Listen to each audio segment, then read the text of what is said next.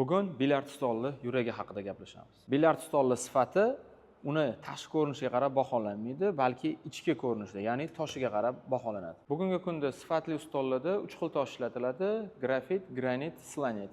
Ularning farqi nimada? Birinchi toshimiz granit, u juda ham og'ir hisoblanadi. Ikkinchi toshimiz grafit, u juda ham mo'rt hisoblanadi. Uchinchi toshimiz slanit, baquvvat, chidamli, issiq sovuqdan qo'rqmaydi. Qisqa qilib aytganda, slanit toshimiz granitdan yengil, grafitdan mustahkam. Toshning yana bitta xususiyati bor, ya'ni o'ziga namlikni shimish.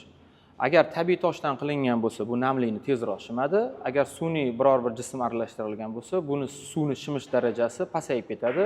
Stolga teggan namlik uzoq vaqtda quriydi. Issiq sovuq ob-havoda suknoni quruv turishi ham toshni namlikni shimish darajasiga bog'liq. Bugungi kunda grafitga bortlarni qotirishni ikki xil usuli bor, ya'ni gorizontal, vertikal, ya'ni verxniy и боковой крепление deyshadi.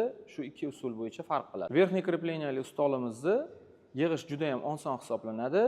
Faqat uni bitta minusi bor, bortlaridagi luzani razmeri o'zgarib turadi. Buni asosiy sababi tosh kelib urilavergandan boltlarni bo'shashini hisobiga bort suzadi. Bokovой krepleniyali stollarda bortlarni sozlash mukammalroq bo'ladi, luzani razmerlari aniqroq chiqadi.